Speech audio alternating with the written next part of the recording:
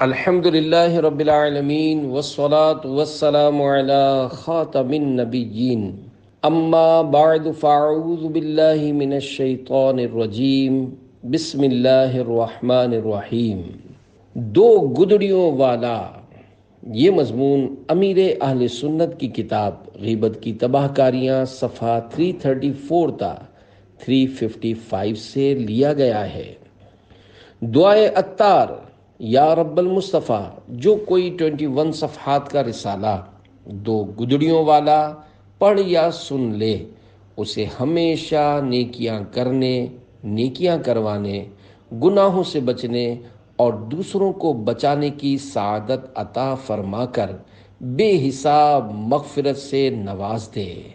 آمین بجاہ خاتم النبیین صلی اللہ علیہ وآلہ وسلم۔ درود پاک کی فضیلت رحمت عالم نور مجسم صلی اللہ علیہ وآلہ وسلم کا فرمان شفاعت نشان ہے، جو مجھ پر روز جمعہ درود شریف پڑھے گا میں قیامت کے دن اس کی شفاعت کروں گا۔ ایک بار کی ہوئی غیبت کے سبب بے ہوش ہو گئے۔ حضرت سیدنا داؤد طائی رحمت اللہ علیہ ایک مقام سے گزرے تو بے ہوش ہو گئے۔ ہوش آیا تو لوگوں نے بے ہوشی کا سبب پوچھا۔ فرمایا، یہاں پہنچتے ہی ایک دم یاد آیا کہ اس مقام پر میں نے ایک شخص کی غیبت کی تھی، لہذا مجھے اللہ پاک کی پکڑ اور آخرت کے حساب کا خیال آ گیا، اس خوف سے میں بے ہوش ہو گیا۔ بروز حشر اینٹ اور دھاگے کا مطالبہ۔ اے عاشقان اولیاء، ہمارے بزرگوں کا خوف خدا بھی مرحبا۔ کسی گناہ سے لاکھ توبہ کریں مگر خوف ختم نہیں ہوتا، ندامت نہیں جاتی۔ ایک ہم ہیں کہ گناہ کرنے کے بعد ہنستے ہنستے اپنے گالوں پر باری باری ہاتھ لگا کر دل کو منا لیتے ہیں کہ ہم گناہوں سے صاف ستھرے ہو چکے، اور پھر اس گناہ کو اپنے پردہ خیال سے حرف غلط کی طرح مٹا دیتے اور اپنی مستیوں میں بد مست ہو جاتے ہیں۔ آہ، قیامت کا حساب، خدا کی قسم، بالخصوص حقوق العباد کا معاملہ انتہائی تشویشناک ہے، جیسا کہ حضرت حسن بصری رحمت اللہ علیہ فرماتے ہیں، قیامت میں اپنا حق وصول کرنے کے لیے ایک شخص دوسرے کا ہاتھ پکڑ لے گا۔ وہ دوسرا شخص کہے گا، میں تجھے نہیں پہچانتا، تو کون ہے؟ پہلا شخص کہے گا، تو نے میری دیوار سے ایک اینٹ نکالی تھی اور تو نے میرے کپڑے سے دھاگا نکالا تھا، اس سبب سے میں تجھ پر اپنے حق کی وصولی کے لیے دعویٰ کرتا ہوں۔ 40 برس سے رو رہا ہوں۔ اسی لیے ہمارے بزرگان دین رحمت اللہ علیہم لوگوں کے بظاہر انتہائی معمولی نظر آنے والے حقوق سے بھی بہت ڈرتے تھے۔ حضرت سیدنا کہمس رحمت اللہ علیہ فرماتے ہیں، میں گناہ کی ندامت کے سبب 40 برس سے رو رہا ہوں۔ کسی نے پوچھا، یا سیدی، وہ کون سا گناہ ہے؟ فرمایا، ایک مرتبہ مہمان کے لیے مچھلی لی تھی، پھر اس کے کھانے کے بعد ہاتھ دھونے کے لیے میں نے اپنے پڑوسی کی دیوار سے بلا اجازت مٹی کا ٹکڑا لے لیا تھا۔ بڑی کوششیں کی گناہ چھوڑنے کی، رہے آہ ناکام ہم یا الہی، زمیں بوجھ سے میرے پھٹتی نہیں ہے، یہ تیرا ہی تو ہے کرم یا الہی۔ صلو علی الحبیب صلی اللہ علی محمد۔ 24 غیبت کرنے والے کا وقار جاتا رہتا ہے۔ ایک دانا یعنی عقل مند کے سامنے کسی شناسا نے ایک مسلمان کی غیبت کی۔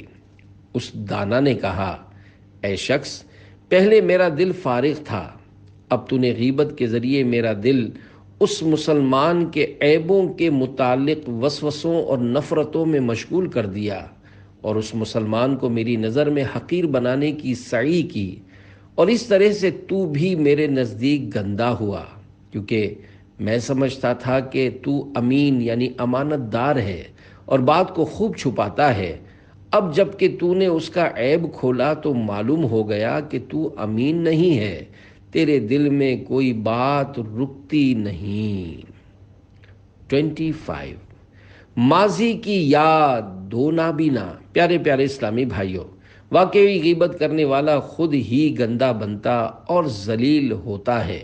لوگ غیبت کے عادیوں سے کتراتے، گھن کھاتے اور خود کو بچاتے ہیں۔ اپنے لڑکپن کی دھندلی یادوں میں سے دو نابیناؤں کا تذکرہ کرتا ہوں۔ ایک نابینا مکمل داڑھی والا، قرآن پاک کا بہت پکا حافظ اور مذہبی وضاقتہ کا شخص تھا، مگر باتیں اور غیبتیں بہت زیادہ کیا کرتا تھا، کسی کو نہیں چھوڑتا تھا۔ میں یعنی سگے مدینہ عفیہ ان اس سے کتراتا تھا۔ دوسرا نابینا داڑھی منڈا یا خشخشی داڑھی والا عام سا آدمی تھا۔ اس کی خوبی یہ تھی کہ ایک دم خاموش طبیعت تھا، اس کا نام تک مجھے معلوم نہیں۔ کبھی بھی اس کے منہ سے میں نے کسی کی غیبت نہیں سنی۔ مجھے نماز کے بعد بارہا لاٹھی پکڑ کر اسے اس کے گھر تک لے جانے کا موقع ملا ہے۔ لگے ہاتھوں نابینا کو چلانے کی فضیلت بھی ملاحظہ کیجیے۔ نابینا کو 40 قدم چلانے کی فضیلت۔ عاشقان رسول کی دینی تحریک دعوت اسلامی کے مکتبۃ المدینہ کی کتاب بہشت کی کنجیاں 244 صفحات، صفحہ 226 پر ہے۔ حضرت سیدنا انس رضی اللہ عنہ سے مروی ہے، جو کسی نابینا کو 40 قدم ہاتھ پکڑ کر چلائے گا، اس کے چہرے کو جہنم کی آگ نہیں چھوئے گی۔ نابینا کو چلانے کا طریقہ۔ ایک اور روایت بھی ملاحظہ ہو، چنانچہ حضرت سیدنا ابو ہریرہ رضی اللہ عنہ سے مروی ہے کہ مدینے کے سلطان صلی اللہ علیہ وآلہ وسلم کا فرمان دل نشین ہے، جس نے کسی نابینا کو 1 میل تک چلایا تو اسے میل کے ہر ذراع یعنی گز کے بدلے ایک غلام آزاد کرنے کا ثواب ملے گا۔ جب تم نابینا کو چلاؤ تو اس کا الٹا ہاتھ اپنے سیدھے ہاتھ سے تھام لو کہ یہ بھی صدقہ ہے۔ غلام کو آزاد کرنے کی فضیلت۔ اے عاشقان رسول، خدائے رحمان کی رحمتوں پر قربان کہ اس نے ہمارے لیے ثواب کمانا کس قدر آسان رکھا ہے۔ غلام آزاد کرنے پر کیا ثواب ملتا ہے، اس بارے میں بکثرت روایات ہیں۔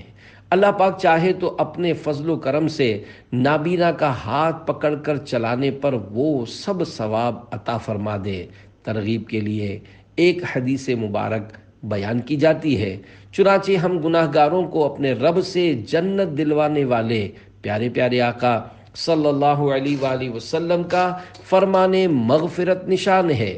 جو شخص مسلمان غلام کو آزاد کرے گا، اس غلام کے ہر عضو کے بدلے میں اللہ پاک اس آزاد کرنے والے کے ہر عضو کو جہنم سے آزاد فرمائے گا۔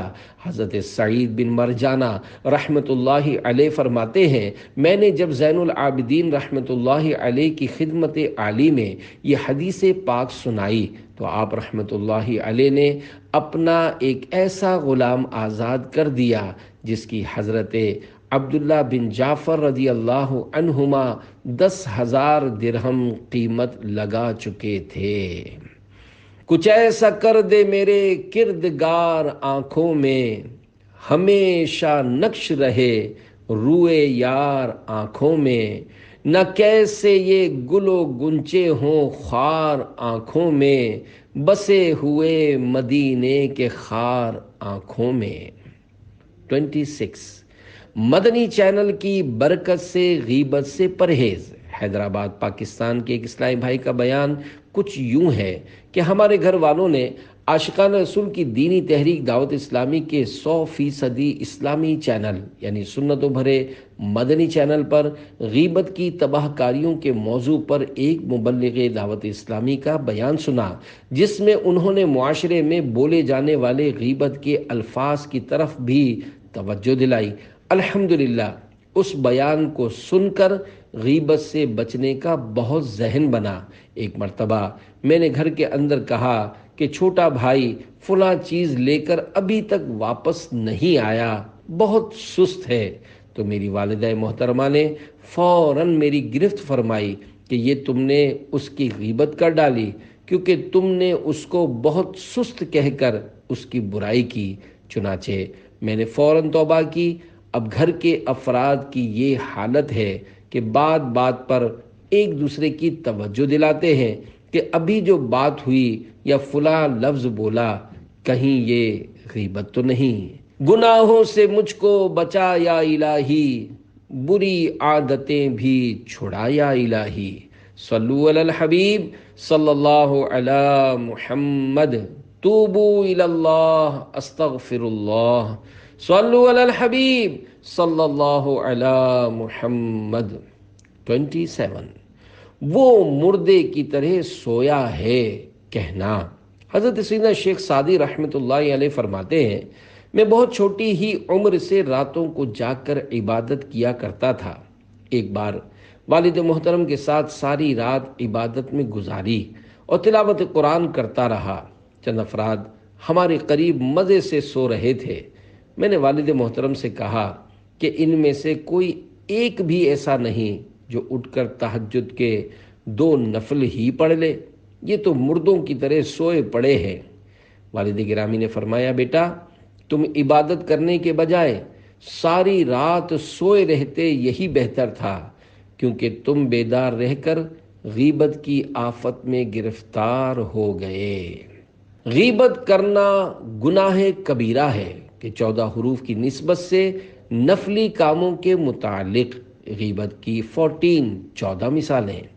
اے عاشقان رسول، اس حکایت سے معلوم ہوا کہ تہجد وغیرہ نفلی عبادات سے غافل ہو کر ساری رات سویا رہنا اس کے حق میں بہتر ہے جو کہ رات بھر عبادت تو کرے مگر غیبت کی آفت میں بھی جا پڑے۔ تہجد و نوافل ادا کرنا بے شک کار ثواب ہے، مگر غیبت کرنے والا حقدار عذاب ہے۔ اس حکایت میں ان لوگوں کے لیے عبرت کے کثیر مدنی پھول ہیں جو بلا اجازت شرعی اس طرح سے غیبت کرتے ہیں۔ مثلا فلاں اشراق چاش نہیں پڑتا، اس کو بہت جگایا مگر فجر یا تہجد کے لیے نہیں اٹھا، بس مردے کی طرح سویا پڑا رہا۔ باجماعت نماز کی پابندی نہیں کرتا، پیر شریف کا روزہ نہیں رکھتا، جب بھی اجتماع کی دعوت دیتا ہوں آنٹی مار دیتا ہے، نیک اعمال پر عمل کرنے میں سست ہے، اجتماع میں دیر سے آتا یا باہر بستوں پر گھومتا یا ہوٹل میں بیٹھا یا دوستوں کے ساتھ باتیں کرتا رہتا ہے، مدنی مشورے میں ہمیشہ تاخیر سے آتا ہے، کبھی مدنی قافلے میں سفر نہیں کرتا اور سمجھاؤ تو جھوٹے بہانے کر دیتا ہے۔ 28، برائی کرنے والے کے ساتھ بھلائی کی انوکھی حکایت۔ حضرت سیدنا سلطان المشائخ خواجہ محبوب الہی نظام الدین اولیاء کی ایک آدمی خوب غیبتیں کرتا اور آپ رحمت اللہ علیہ پر طرح طرح کی تہمتیں باندھتا پھرتا تھا۔ اس کے باوجود آپ رحمت اللہ علیہ اس کے گھر خرچ کے لیے روزانہ کچھ نہ کچھ بھجوا دیا کرتے تھے۔ طویل مدت تک یہ سلسلہ چلتا رہا۔ ایک دن اس کی زوجہ نے غیرت دلاتے ہوئے کہا، دستور تو یہ ہے کہ جس کا کھانا اس کا گانا، مگر یہ کہاں کا انصاف ہے کہ جس کا کھانا اسی پر غرانا۔ آپ بھی عجیب شخص ہے کہ ایک ایسے بزرگ کے پیچھے لگے ہوئے ہیں جو بغیر سوال آپ کے بچوں کو پال رہا ہے۔ بیوی کی باتیں سن کر اس کو ندامت ہوئی، غیبتوں اور تہمتوں سے باز آ گیا۔ اسی روز سے حضرت سیدنا خواجہ نظام الدین اولیاء رحمت اللہ علیہ نے بھی اخراجات بھجوانے بند کر دیے۔ وہ حاضر دربار ہو کر عرض گزار ہوا، سرکار اس میں کیا حکمت ہے کہ جب تک آپ کے بارے میں خرافات بکتا رہا مجھ پر انعامات و اکرامات کی برسات رہی، مگر جوں ہی مزخرفات یعنی واہیات بکواسات سے باز آیا عنایات و نوازشات بند ہو گئیں۔ ارشاد فرمایا، جب تک تم میری آبرو ریزی کرتے رہے مجھے تمہاری طرف سے نیکیاں ملتی رہیں اور خطائیں مٹتی رہیں۔ ان دنوں تم گویا میرے اجیر یعنی مزدور تھے، لہٰذا میں تمہیں نیکیاں بھیجنے اور گناہ میٹنے کی اجرت یعنی مزدوری پیش کرتا رہا۔ اب جب کہ تم نے یہ کام ترک کر دیا ہے تو پھر میں اجرت کس بات کی دوں؟ اللہ رب العزت کی ان پر رحمت ہو اور ان کے صدقے ہماری بے حساب مغفرت ہو۔ آمین بجاہ النبی الامین صلی اللہ علیہ وآلہ وسلم۔ گناہ گار ہوں میں لائق جہنم ہوں، کرم سے بخش دے مجھ کو نہ دے سزا یا رب، برائیوں پہ پشیماں ہوں رحم فرما دے، ہے تیرے قہر پہ حاوی تیری عطا یا رب۔ اینٹ کا جواب نایاب گوہر سے۔ اے عاشقان اولیاء، حضرت سیدنا سلطان المشائخ خواجہ محبوب الہی نظام الدین اولیاء رحمۃ اللہ علیہ کی مذکورہ حکایت میں یہ مدنی پھول بھی انتہائی خوشبودار ہے کہ اہل اللہ اینٹ کا جواب پتھر سے نہیں نایاب گوہر سے دیا کرتے ہیں۔ اللہ والے برائی کو برائی سے نہیں بھلائی سے ٹالا کرتے ہیں، اور وہ ایسا کیوں نہ کریں کہ پارہ 24 سورۃ حامیم السجدہ کی 34ویں آیت کریمہ میں ارشاد ہے، ادفع باللتی ہی احسن فاذا الذی بینک وبینہ عداوۃ کأنہ ولی حمیم۔ ترجمہ کنز ایمان، اے سننے والے برائی کو بھلائی سے ٹال، جبھی وہ کہ تجھ میں اور اس میں دشمنی تھی، ایسا ہو جائے گا جیسا کہ گہرا دوست۔ حسن سلوک کا نتیجہ۔ صدر الافاضل حضرت علامہ مولانا سید محمد نعیم الدین مراد آبادی رحمۃ اللہ علیہ خزائن العرفان شریف میں برائی کو بھلائی سے ٹالنے کا طریقہ بتاتے ہوئے ارشاد فرماتے ہیں، مثلاً غصے کو صبر سے، جہل کو حلم سے، بدسلوکی کو عفو و درگزر سے، کہ اگر کوئی تیرے ساتھ برائی کرے تو معاف کر۔ اس خصلت کا نتیجہ یہ ہوگا کہ دشمن دوستوں کی طرح محبت کرنے لگیں گے۔ شان نزول۔ کہا گیا ہے کہ یہ آیت ابو سفیان کے حق میں نازل ہوئی کہ باوجود ان کی شدت عداوت کے نبی کریم صلی اللہ علیہ وآلہ وسلم نے ان کے ساتھ سلوک نیک کیا، ان کی صاحبزادی کو اپنی زوجیت کا شرف عطا فرمایا۔ اس کا نتیجہ یہ ہوا کہ وہ صادق المحبت جانثار ہو گئے۔ 29 حملہ آور کے ساتھ حیرت انگیز حسن سلوک۔ برائی کو بھلائی سے ٹالنے کے ضمن میں ایک عجیب و غریب حکایت ملاحظہ فرمائیے۔ چنانچہ ایک شخص نے حضرت سیدنا شیخ نصیر الدین محمود بن یوسف رشید اودھی رحمۃ اللہ علیہ کے آستانہ عالیہ دہلی میں داخل ہو کر چھری سے 15 یا 17 وار کر کے آپ رحمۃ اللہ علیہ کو شدید زخمی کر دیا۔ آپ رحمۃ اللہ علیہ نے کمال صبر کا مظاہرہ کرتے ہوئے حملہ آور سے فرمایا، فوراً اندر والے کمرے میں چھپ جاؤ، ورنہ لوگ پہنچ گئے تو شاید تمہیں زندہ نہیں چھوڑیں گے۔ وہ چھپ گیا۔ لوگوں نے بہت تلاشا مگر حملہ آور کا سراغ نہ ملا۔ آدھی رات کے وقت موقع پا کر آپ رحمۃ اللہ علیہ نے حملہ آور کو وہاں سے رخصت کر دیا۔ اللہ رب العزت کی ان پر رحمت ہو اور ان کے صدقے ہماری بے حساب مغفرت ہو۔ آمین بجاہ النبی الامین صلی اللہ علیہ وآلہ وسلم۔ سبحان اللہ، اولیاء اللہ کی بھی کیسی بلند شانیں ہوتی ہیں۔ وہ اپنی برائیاں کرنے والوں بلکہ جان کے در پہ رہنے والوں کے ساتھ بھی حسن سلوک کیا کرتے ہیں۔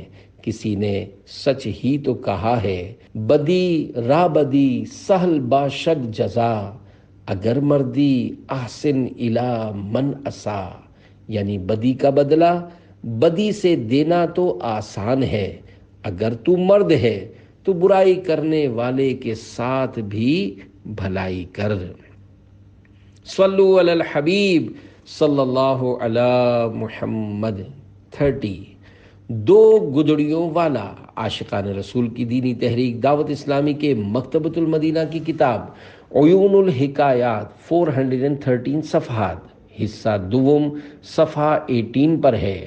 حضرت سیدہ ابراہیم آجوری کبیر رحمۃ اللہ علیہ فرماتے ہیں، سردیوں کے دن تھے، میں مسجد کے دروازے پر بیٹھا ہوا تھا کہ قریب سے ایک شخص گزرا جس نے 2 گدڑیاں اوڑھ رکھی تھیں۔ میرے دل میں یہ بات آئی کہ شاید یہ بھکاری ہے، کیا ہی اچھا ہوتا کہ یہ اپنے ہاتھ سے کما کر کھاتا۔ جب میں سویا تو خواب میں 2 فرشتے آئے، مجھے بازو سے پکڑا اور اسی مسجد میں لے گئے۔ وہاں ایک شخص 2 گدڑیاں اوڑھے سو رہا ہے۔ جب اس کے چہرے سے گدڑی ہٹائی گئی تو یہ دیکھ کر میں حیران رہ گیا کہ یہ تو وہی شخص ہے جو میرے قریب سے گزرا تھا۔ فرشتوں نے مجھ سے کہا، اس کا گوشت کھاؤ۔ میں نے کہا، میں نے اس کی کوئی غیبت تو نہیں کی۔ کہا، کیوں نہیں؟ تو نے دل میں اس کی غیبت کی، اس کو حقیر جانا اور اس سے ناخوش ہوا۔ حضرت سیدنا ابراہیم آجوری کبیر رحمۃ اللہ علیہ فرماتے ہیں، پھر میری آنکھ کھل گئی۔ خوف کی وجہ سے مجھ پر لرزہ طاری تھا۔ میں مسلسل 30 دن اسی مسجد کے دروازے پر بیٹھا رہا، صرف فرض نماز کے لیے وہاں سے اٹھتا۔ میں دعا کرتا رہا کہ دوبارہ وہ شخص مجھے نظر آ جائے تاکہ اس سے معافی مانگوں۔ 1 ماہ بعد وہ پراسرار شخص مجھے نظر آ گیا، پہلی کی طرح اس کے جسم پر 2 گدڑیاں تھیں۔ میں فوراً اس کی طرف لپکا، مجھے دیکھ کر وہ تیز تیز چلنے لگا، میں بھی پیچھے ہو لیا۔ آخر کار میں نے اس کو پکار کر کہا، اے اللہ پاک کے بندے، میں آپ سے کچھ بات کرنا چاہتا ہوں۔ اس نے کہا، اے ابراہیم، کیا تم بھی ان لوگوں میں سے ہو جو دل کے اندر مومنین کی غیبت کرتے ہیں؟ اس کے منہ سے اپنے بارے میں غیب کی خبر سن کر میں بے ہوش ہو کر گر پڑا۔ جب ہوش آیا تو وہ شخص میرے سرہانے کھڑا تھا۔ اس نے کہا، کیا دوبارہ ایسا کرو گے؟ میں نے کہا، نہیں، اب کبھی بھی ایسا نہیں کروں گا۔ پھر وہ پراسرار شخص میری نظروں سے اوجھل ہو گیا اور دوبارہ کبھی نظر نہ آیا۔ اللہ رب العزت کی ان پر رحمت ہو اور ان کے صدقے ہماری بے حساب مغفرت ہو۔ آمین بجاہ النبی الامین صلی اللہ علیہ وآلہ وسلم۔ بدگمانی بھی غیبت ہے۔ اے عاشقان رسول، اس حکایت سے ہمیں عبرت کے بے شمار مدنی پھول چننے کو ملتے ہیں۔ اس سے یہ بھی معلوم ہوا کہ کسی کے بارے میں بدگمانی بھی غیبت ہے، یعنی کسی واضح قرینے کے بغیر کسی کے بارے میں برائی کو دل میں جما لینا کہ وہ ایسا ہی ہے، بدگمانی کہلاتا ہے، جو کہ غیبت القلب یعنی دل کی غیبت ہے۔ کسی کے سادہ لباس وغیرہ کو دیکھ کر اسے حقیر اور بھیک مانگنے والا فقیر جاننا بڑی بھول ہے۔ کیا معلوم ہم جسے حقیر تصور کر رہے ہیں وہ کوئی گدڑی کا لال یعنی پہنچی ہوئی ہستی ہو، جیسا کہ مذکورہ حکایت سے ظاہر ہوا کہ وہ گدڑی پوش شخص کوئی عام آدمی نہیں، خدا رسیدہ بزرگ تھے۔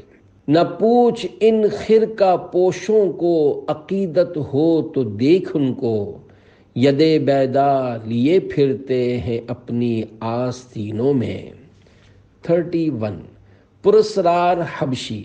مذکورہ حکایت سے ملتی جلتی ایک اور ایمان افروز حکایت ملاحظہ فرمائیے۔ چنانچہ منقول ہے، حضرت سیدنا حسن بصری رحمۃ اللہ علیہ بے انتہا منکسر المزاج تھے، ہر شخص کو اپنے سے بہتر تصور کیا کرتے۔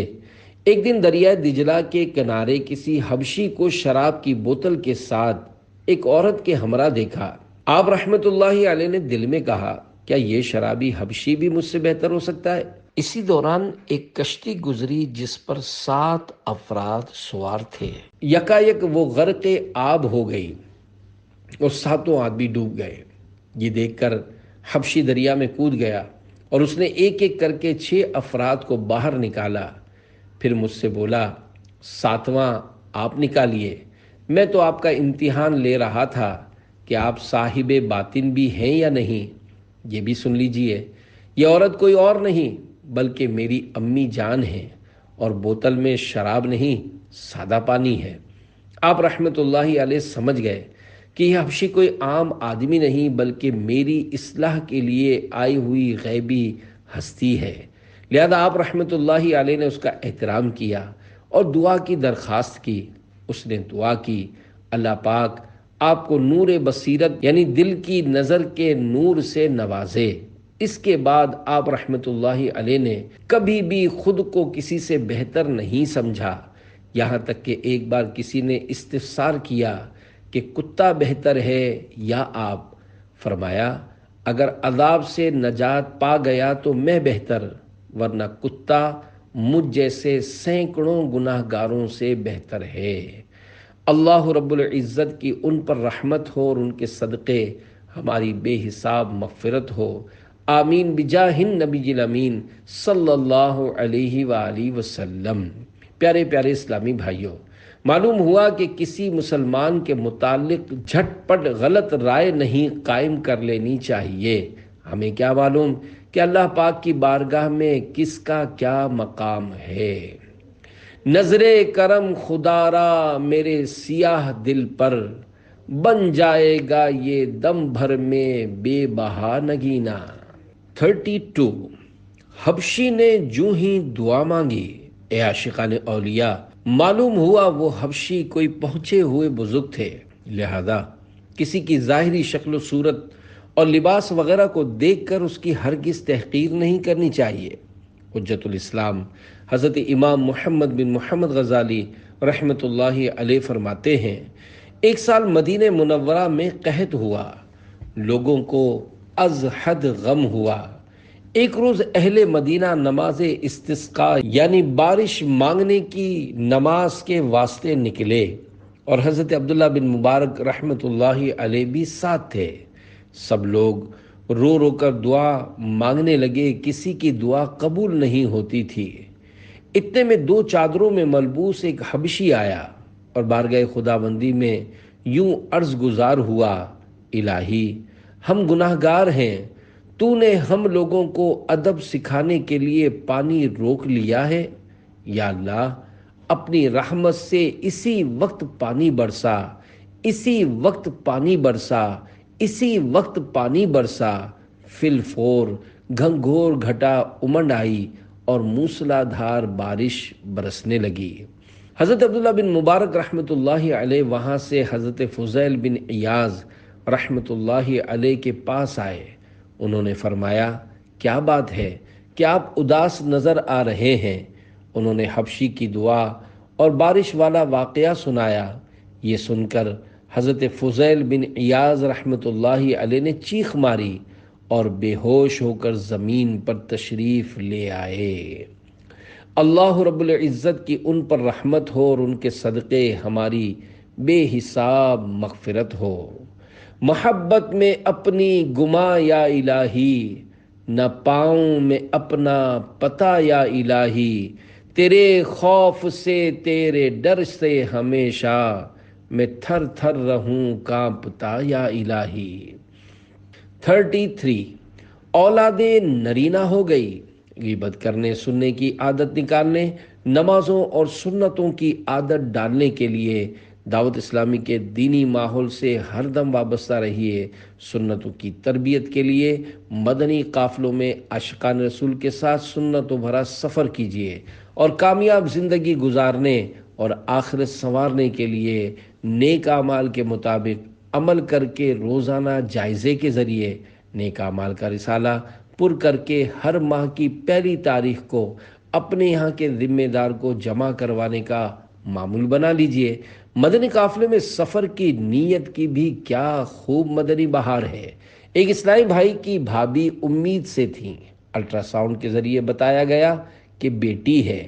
بھائی جان نے نیت کی اگر بیٹا ہوا تو دعوت اسلامی کے عاشقان رسول کے سنتوں کی تربیت کے 3 دن کے مدنی قافلے میں سفر کروں گا۔ الحمدللہ ان کے بھائی کے گھر بیٹا پیدا ہوا۔ نیک اولاد کی داد فریاد کی، خاطر آؤ چلیں قافلے میں چلو، قلب بھی شاد ہو گھر بھی آباد ہو، شادیاں بھی رچیں قافلے میں چلو۔ صلو علی الحبیب صلی اللہ علی محمد۔ جتنی نیتیں زیادہ ثواب بھی زیادہ۔ اے عاشقان رسول، ماشاء اللہ، اچھی نیت اور وہ بھی مدنی قافلے میں سنتوں بھرا سفر کرنے کی، سبحان اللہ، اس کی بھی کیا خوب برکت ہے کہ الحمدللہ اولاد نرینہ سے گود ہری ہو گئی۔ یہ ذہن میں رہے کہ جتنی اچھی نیتیں زیادہ ہوں گی اتنا ہی ثواب میں اضافہ ہوگا، لہذا کسی جائز مقصد کو پانے کی نیت کے ساتھ ثواب آخرت کی نیت کو نہیں بھولنا چاہیے۔ مثلا اگر صرف اولاد کی نیت سے مدنی قافلے میں سفر کیا تو مدنی قافلے میں سفر کا ثواب نہیں ملے گا۔ اگر ثواب کی نیت بھی کی ہوگی تو اولاد نہ بھی ملے، انشاءاللہ ثواب ضرور مل جائے گا، جیسا کہ پارہ 13 سورۃ یوسف آیت 56 میں اللہ پاک کا ارشاد گرامی ہے، وَلَا نُضِيعُ أَجْرَ الْمُحْسِنِينَ، ترجمہ کنز ایمان، اور ہم نیکوں کا نیک ضائع نہیں کرتے۔ 34 غیبت کرنے والے کو تحفہ۔ حضرت سیدنا حسن بصری رحمۃ اللہ علیہ کو کسی نے کہا کہ فلاں نے آپ کی غیبت کی ہے، تو آپ رحمۃ اللہ علیہ نے غیبت کرنے والے آدمی کو کھجوروں کا ایک تھال بھر کر روانہ کیا اور ساتھ ہی کہلا بھیجا کہ سنا ہے آپ نے مجھے اپنی نیکیاں ہدیہ کی ہیں، تو میں نے ان کا بدلہ دینا بہتر جانا، اس لیے کھجوریں حاضر کی ہیں۔ اللہ رب العزت کی ان پر رحمت ہو اور ان کے صدقے ہماری بے حساب مغفرت ہو، آمین بجاہ النبی الامین صلی اللہ علیہ وآلہ وسلم۔ غیبت کرنے والے کو دعائے خیر سے نوازیے۔ اے عاشقان اولیاء، دیکھا آپ نے اولیاء اللہ رحمت اللہ علیہم کا نیکی کی دعوت کا انداز بھی کتنا انوکھا ہوا کرتا تھا۔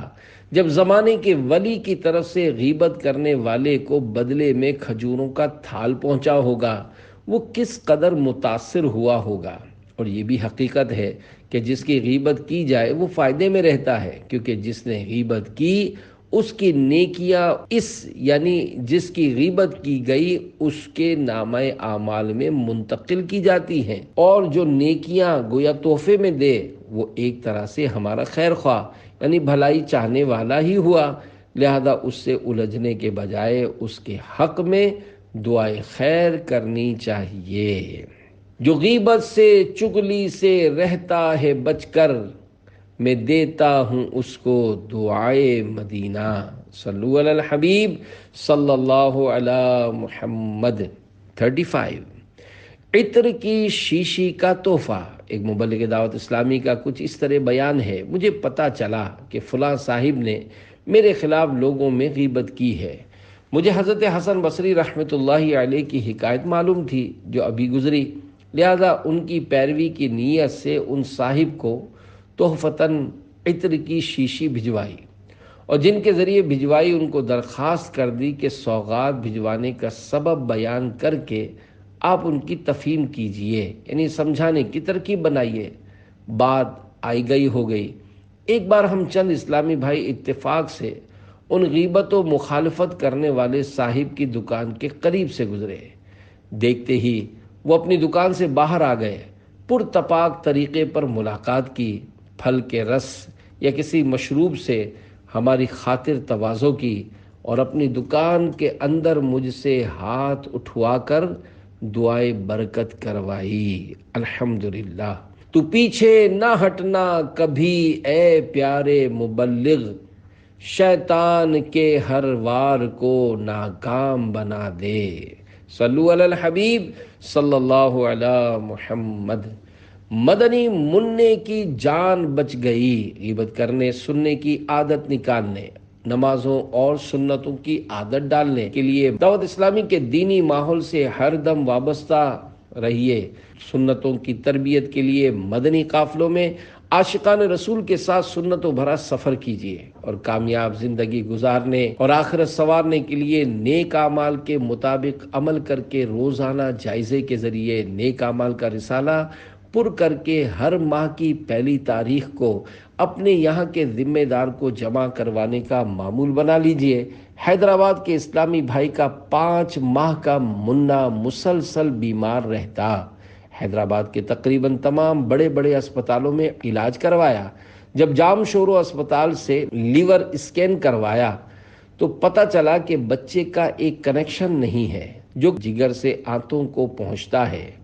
بڑے ڈاکٹر نے بتایا کہ اس کا آپریشن ہوگا مگر اس کے کامیاب ہونے کے امکانات کم ہیں۔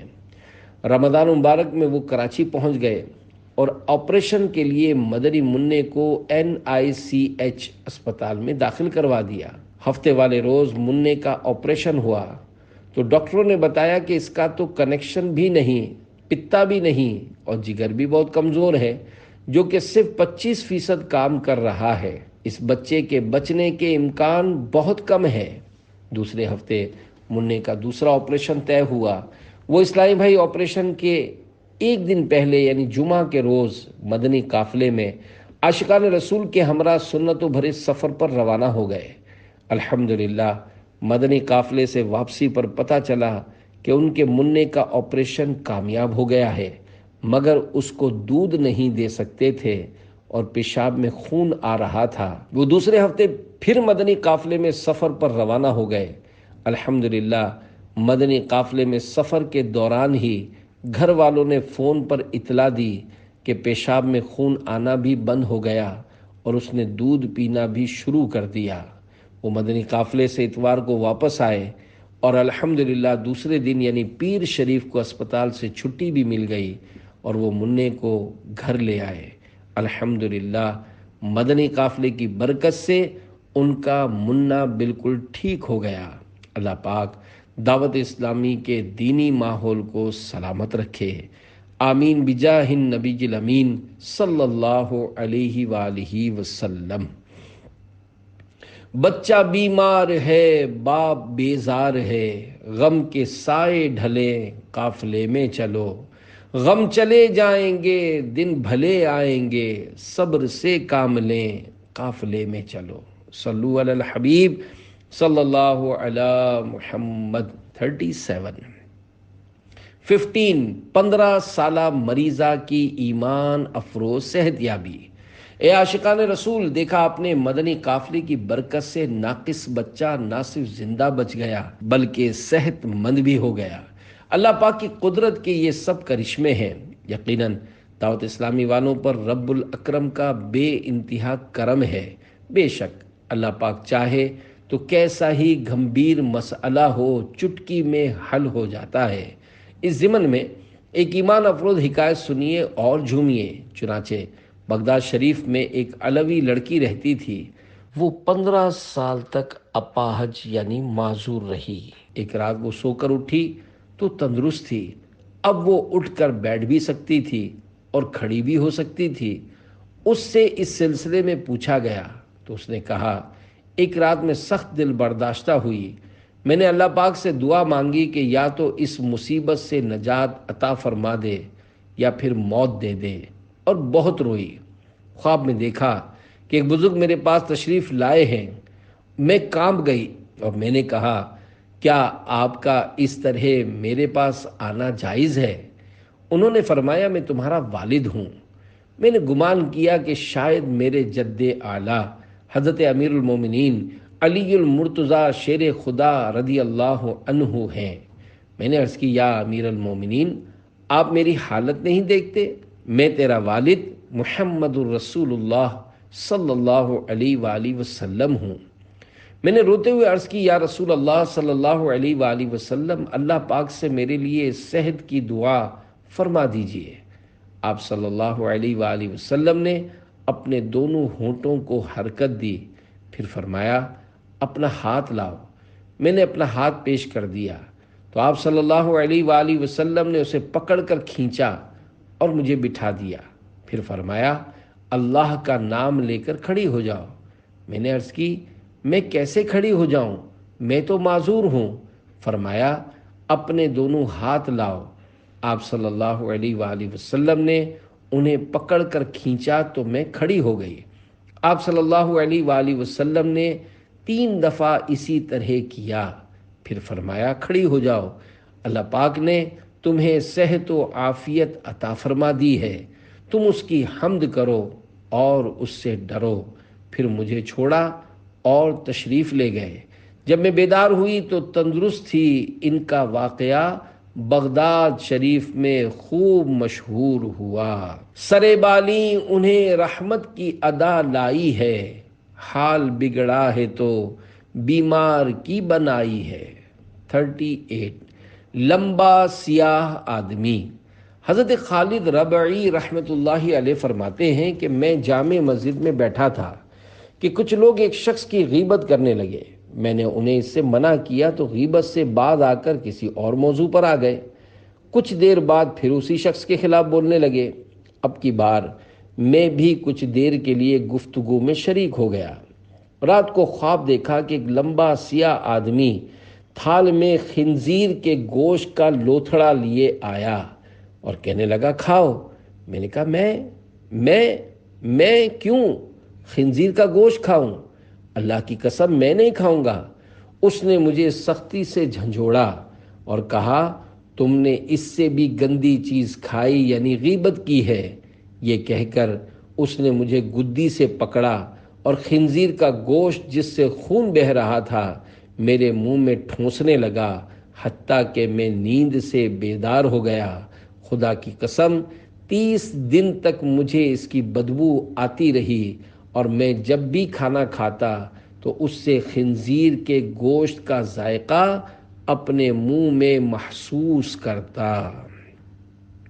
39 امرت بینی وغیرہ کی ہاتھوں ہاتھ غیبی سزائیں۔ اے عاشقان اولیاء، یہ بزرگ نصیب دار تھے کہ ان کو دنیا ناپائیدار ہی میں خواب کے ذریعے خبردار کر دیا گیا۔ آہ ہمارا کیا بنے گا؟ افسوس ہم نے تو نہ جانے کتنوں کی غیبتیں کی اور سنی ہوں گی۔ اللہ رب العزت ہمیں دنیا اور آخرت کی ذلت سے بچائے۔ بعض اوقات ایسا بھی ہوتا ہے کہ گناہ کرتے ہی ہاتھوں ہاتھ سزائیں ملتی اور خوب رسوائی ہوتی ہے۔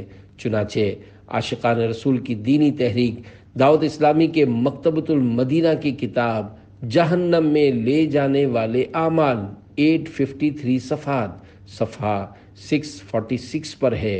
بعض لوگوں نے امرد یعنی خوبصورت لڑکے کو شہوت کے ساتھ یا عورت کو دیکھا تو ان کی آنکھیں بہہ کر رخساروں یعنی گالوں پر آ گئیں۔ بعض نے جو ہی اپنا ہاتھ کسی عورت کے ہاتھ پر رکھا تو دونوں کے ہاتھ آپس میں چمٹ گئے اور خوب رسوائی ہوئی۔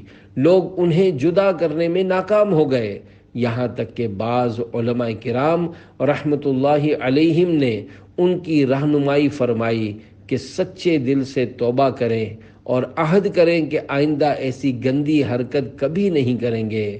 جب انہوں نے ایسا کیا تو اللہ پاک نے انہیں چھٹکارا عطا فرمایا۔ اس کتاب کے مصنف حضرت علامہ ابن حجر رحمۃ اللہ علیہ فرماتے ہیں اسی طرح میرے ایک جاننے والے کے ساتھ ہوا جو کہ خوش شکل اور خوش اندام تھا۔ اس نے گناہ کیا بھی تو کیسی مقدس جگہ پر، مسجد الحرام کے اندر، اور وہ بھی حجر اسود کے پاس۔ اس پر شیطان سوار ہوا اور اس نے ایک عورت کو چوم لیا۔ قہر الہی کی بجلی گری اور اس کا چہرہ پورے کا پورا مسخ ہو گیا یعنی بگڑ گیا۔ تن بدن بے ڈھب ہوا، عقل کند ہوئی اور آواز بھی خراب ہو گئی۔ الغرض سراپا عبرت کا نمونہ بن گیا۔ ہم بھٹکنے سے اللہ کریم کی پناہ مانگتے ہیں اور اللہ پاک سے التجا کرتے ہیں کہ ہمیں مرتے دم تک آزمائشوں سے بچائے۔ بے شک وہ سب سے زیادہ کریم و رحیم ہے۔ گناہوں نے کہیں کا بھی نہ چھوڑا، کرم مجھ پر حبیب کبریا ہو۔ 40 لفٹ کا پنکھا۔ اے عاشقان رسول، یقیناً اپنی چیز کی برائی سننا کسی کو بھی اچھا نہیں لگتا۔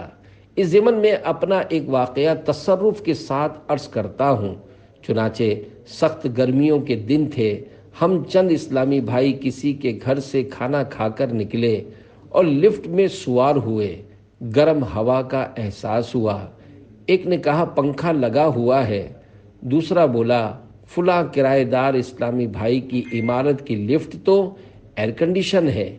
اس پر ہمارا میزبان جو کہ اس عمارت کے ایک فلیٹ کا کرایہ دار تھا وہ بول اٹھا یہ عمارت کافی پرانی ہے۔ سگے مدینہ عفیہ ان نے تیسرے سے عرض کی یہ بتائیے کہ آپ کی بات کہ یہ عمارت کافی پرانی ہے سن کر مکان مالک خوشی سے جھوم اٹھے گا یا دل برداشتہ ہوگا؟ اس پر وہ پشیمان ہوئے کہ واقعی پتہ لگنے کی صورت میں اسے ایذا پہنچے گی۔ پھر میری بات کی توثیق کرتے ہوئے انہوں نے اپنا ایک واقعہ سنایا کہ میرے پاس ایک پرانی کار تھی۔ ایک بار میرے بے تکلف دوست نے کہا یار اس کھٹارے کو چھٹی بھی کرواؤ۔ مجھے اس جملے سے سخت صدمہ پہنچا اور میں نے وہ کار استعمال کرنا چھوڑ دی اور ایک دوست کے گیراج میں ڈلوا دی۔ عرصہ ہوا یوں ہی پڑی ہے، بیچنے کو بھی دل نہیں کرتا کیونکہ اس کے ساتھ میری بعض متبرک یادیں وابستہ ہیں۔ جو اسلامی بھائی گفتگو میں شریک تھے الحمدللہ سب نے غیبتیں کرنے سننے سے توبہ کی۔ عیب بیان کرنا غیبت ہے بھی اور نہیں بھی۔ اے عاشقان رسول، بیان کردہ حکایت سے بخوبی اندازہ لگایا جا سکتا ہے کہ فضول گفتگو کس قدر خطرناک ہوتی ہے کہ غیبت ہو جاتی ہے اور کانوں کان خبر بھی نہیں ہوتی۔ اس حکایت میں ایک نہیں کم از کم 2 غیبتیں ہیں۔ ایک تو وہی عمارت بہت پرانی ہے اور اس سے پہلے کی جانے والی بات کہ اس کی لفٹ میں تو صرف پنکھا ہے جبکہ فلاں کی لفٹ میں اے سی ہے۔ اگر یہ بات بھی مکان مالک سنے تو اس کو ناگوار گزرے، لہذا یہ بھی غیبت ہے۔ یہاں یہ وضاحت کرتا چلوں کہ اگر برائی بیان کرنے کا کوئی صحیح مقصد ہو، مثلا عمارت میں فلیٹ کرائے پر لینا تھا اور اس ضمن میں یہ گفتگو ہوئی کہ یہ عمارت بھی پرانی ہے اور لفٹ میں بھی صرف پنکھا لگا ہوا ہے، فلاں عمارت بہتر ہے کہ اس کی لفٹ میں بھی اے سی ہے، چلو وہیں فلیٹ بک کرواتے ہیں، تو یہ گناہ بھری غیبت نہیں۔ اگر کسی صحیح مقصد کی نیت نہیں، بس یوں ہی کسی کا عیب یا اس کی کسی چیز کی خرابی کو پیٹھ پیچھے بیان کر دیا جیسا کہ آج کل ہماری اکثریت کی عادت ہے، تو یہ گناہ بھری غیبت ہے۔ اور مذکورہ حکایت میں بھی محض فضول بک بک کے طور پر بلا مقصد صحیح عمارت کے عیب بیان کیے گئے، لہذا وہ دونوں باتیں گناہوں بھری غیبتیں شمار ہوں گی۔ دعائے عطار، یا رب مصطفیٰ ہماری بے حساب مغفرت فرما، اللہ پاک ہمارے سارے گناہ معاف فرما۔ یا اللہ پاک ہمیں غیبتوں، چغلیوں، تہمتوں، بدگمانیوں، دل آزاریوں اور ہر طرح کے گناہوں سے بچا۔ یا اللہ کریم ہمیں پکا نمازی اور سنتوں کا عادی، نیک اعمال پر عمل کرنے والا اور مدنی قافلوں کا مسافر بنا۔ یا اللہ پاک ہمیں دعوت اسلامی کے دینی ماحول میں استقامت عنایت فرما۔ یا اللہ پاک ہمارے پیارے پیارے آقا مکی مدنی مصطفیٰ صلی اللہ علیہ وآلہ وسلم کی پیاری امت کی مغفرت فرما۔ خدایا اجل آ کے سر پر کھڑی ہے، دکھا جلوہ مصطفیٰ یا الہی، مسلمان ہے عطار تیری عطا سے، ہو ایمان پر خاتمہ یا الہی۔ آمین بجاہ النبی الامین صلی اللہ علیہ وآلہ وسلم۔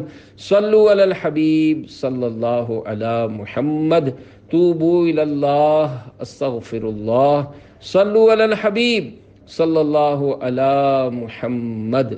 اچھا گمان عبادت ہے۔ فرمان مصطفیٰ صلی اللہ علیہ وآلہ وسلم، حسن الظن من حسن العبادہ، یعنی حسن ظن عمدہ عبادت سے ہے۔ حکیم الامت حضرت مفتی احمد یار خان رحمت اللہ علیہ اس حدیث پاک کے تحت لکھتے ہیں، یعنی مسلمانوں سے اچھا گمان کرنا، ان پر بدگمانی نہ کرنا، یہ بھی اچھی عبادات میں سے ایک عبادت ہے۔